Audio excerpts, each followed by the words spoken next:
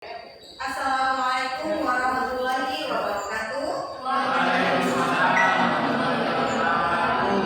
Ya, anak-anakku semuanya, sebelum kita memulai pembelajaran pada hari ini, marilah kita semuanya berdoa. Sama enggak, KM? Ya, silakan berdoa terlebih dahulu. Sebelum mulai pelajaran, baiknya kita berdoa. Berdoa mulai. Doa selesai. Ya, terima kasih ya anak-anakku semuanya. Tetap semangat ya. Kayaknya sepertinya masih ada yang ngantuk ini ya semuanya ya. Ibu akan ice breaking dulu sebelum ibu ice breaking. Ibu akan memeriksa dulu kerapian dari baju kalian masing-masing. Coba bajunya yang belum dimasukkan terlebih dahulu ya. Sampahnya coba ada sampah tidak? Karena ada satu binari iman, kebersihan sebagian daripada iman. Ya anak-anakku semuanya ya, kita akan speaking ya, ikuti ibu seperti ini. Tepuk semangat, semangat, semangat. Ya seperti itu ya. Mulai 1, 2, 3. Tepuk semangat. Semangat.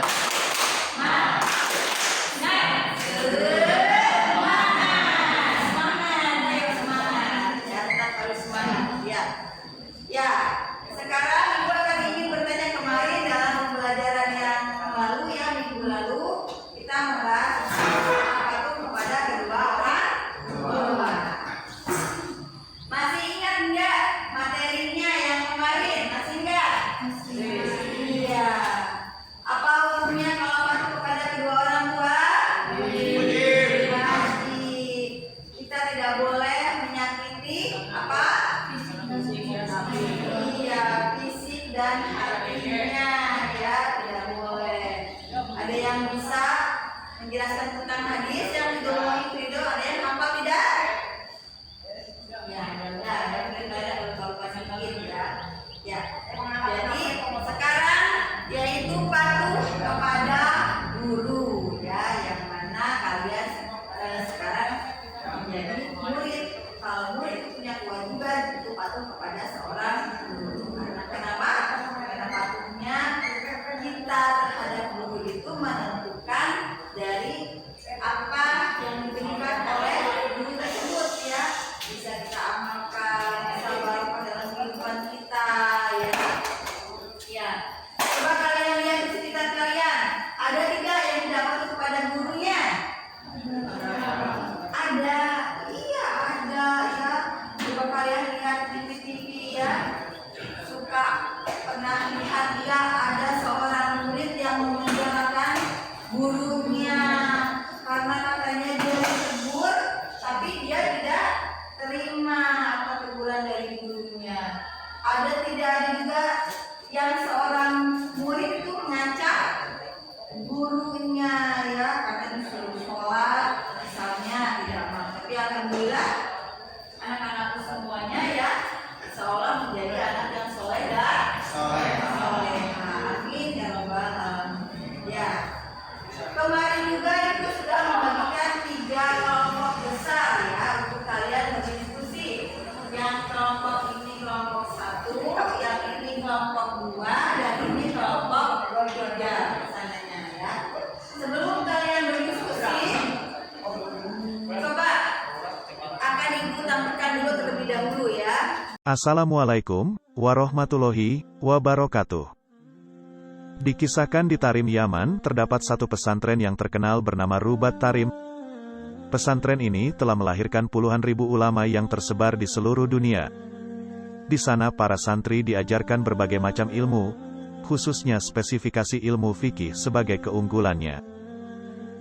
Di pesantren itu pula ada seorang santri, sebut saja namanya Fulan.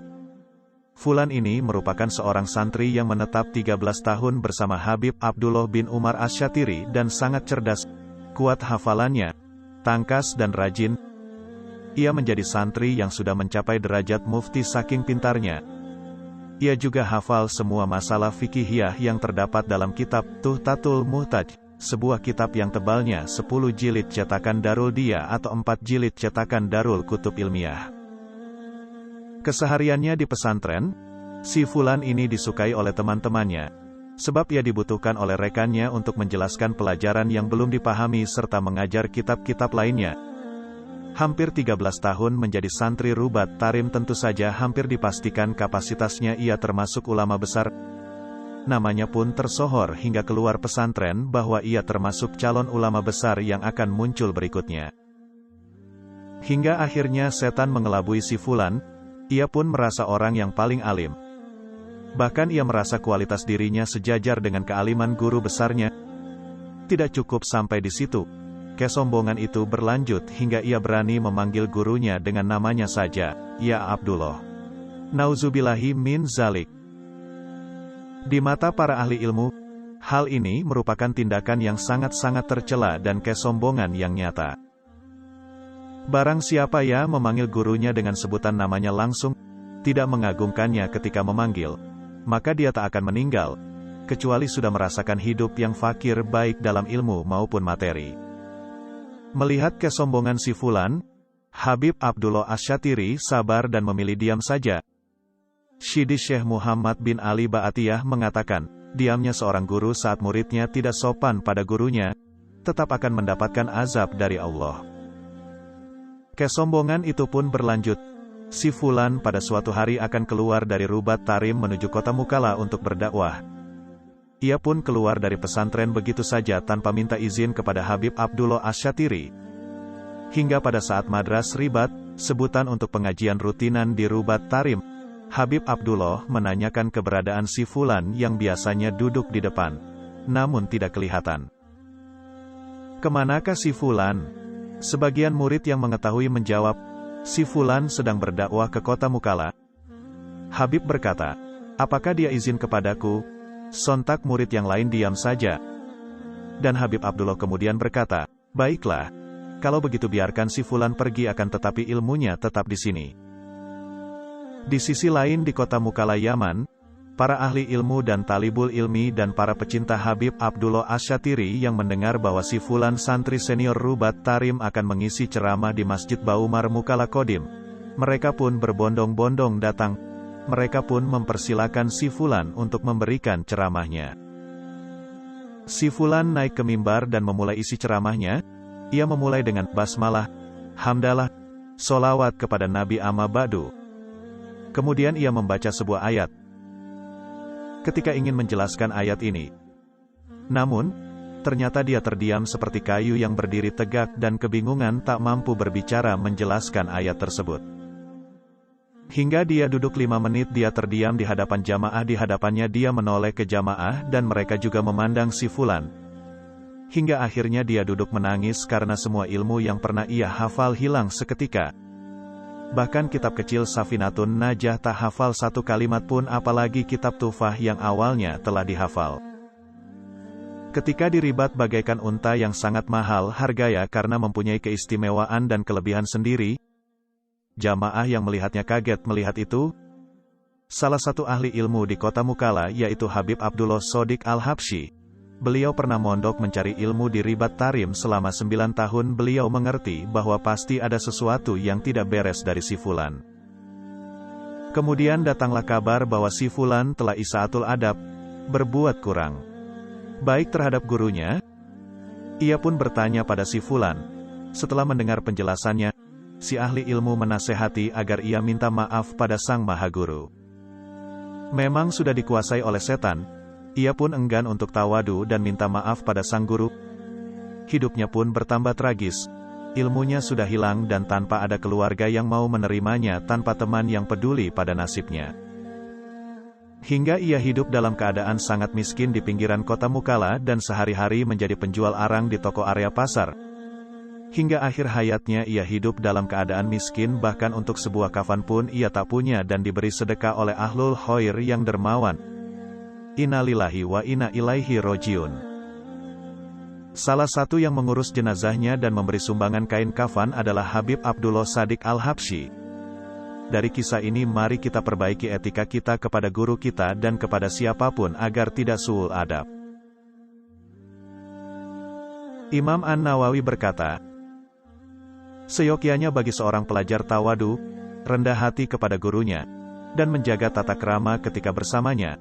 Meskipun gurunya itu lebih muda, tidak begitu terkenal, nasabnya lebih rendah dan mungkin kesalehannya kalah dengan muridnya. Dengan tawadu, rendah hati, niscaya ilmu akan ia dapatkan. Habib Abdullah bin Alawi Al-Haddad berkata, yang paling berbahaya bagi seorang murid adalah berubahnya hati guru kepada muridnya, dari yang semula ridho menjadi murka. Andai saja semua guru dari timur dan barat berkumpul untuk memperbaiki keadaan si murid itu, maka mereka tidak akan mampu kecuali gurunya itu telah ridho kepadanya. Perkataan-perkataan di atas sebagai bahan renungan bagi kita semua yang notabene masih berstatus murid. Jika kebetulan kita sebagai guru, maka jangan sekali-kali kita berharap untuk dihormati. Subhanallah, semoga yang sekarang membagikan tausiah ini, semua dosanya diampuni Allah. Ya, kalian tadi sudah melihat video inspirasi ya, yang sudah buat kalian ya. Ya, untuk diskusi pada hari ini Ibu sudah kirim juga drive ya, kalian sekalian. Dan juga Ibu sudah kirim ke grup saya juga instruksinya ya, beserta video yang akan kalian bahas. Per kelompok itu berbeda-beda videonya ya, kirimannya. Ya, ini maka EKPI-nya nanti diisi untuk ilmu pengetahuan kalian ya. Ya, maka coba didiskusikan sama teman-temannya. Ibu tidak memberikan waktu yang banyak ya, waktu terbatas. Maka diskusikan ya.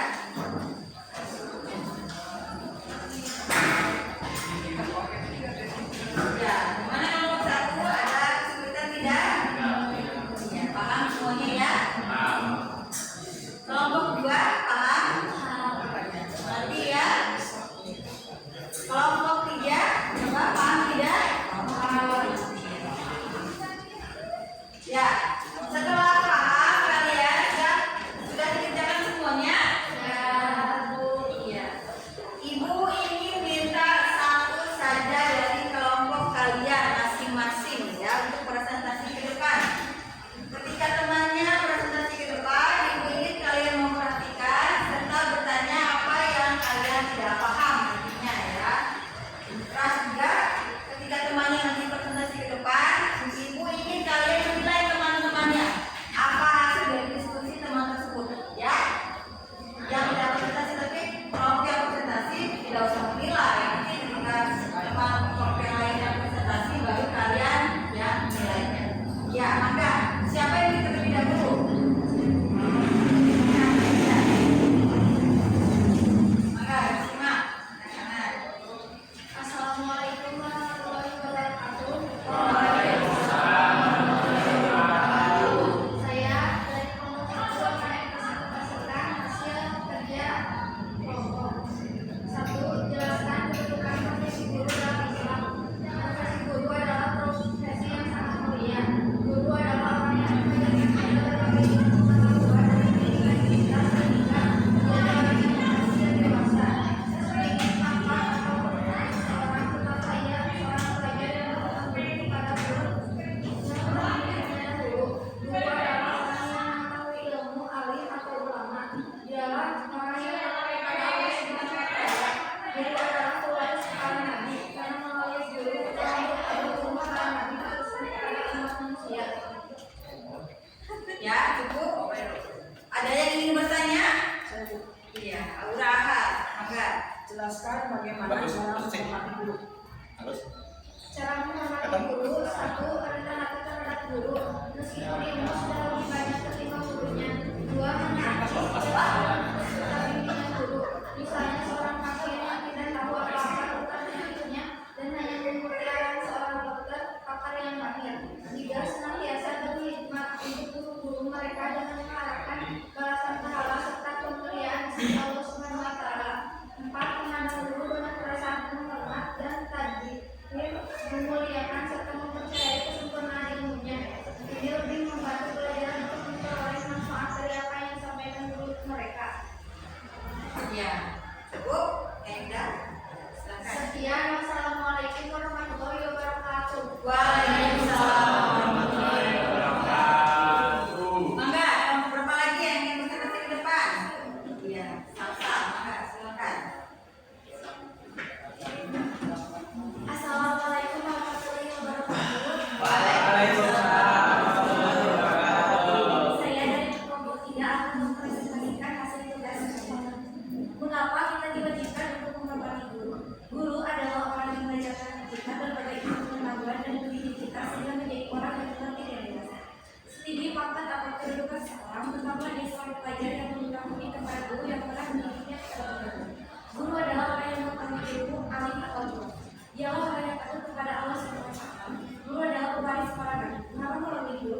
kedudukan kami diteruskan kepada umat manusia.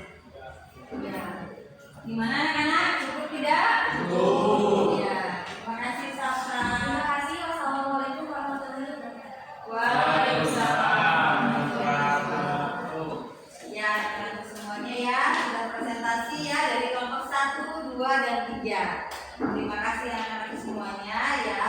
Ya, setelah itu kalian sekarang sudah paham kan apa hikmah dan manfaat kita hormat kepada seorang guru ya, karena guru itu bisa disamakan sebagai walinya Allah ya, karena melalui guru itu semua ilmu yang disampaikan oleh Rasul dan Nabi kita itu disampaikan oleh guru kepada muridnya ya, seperti itu.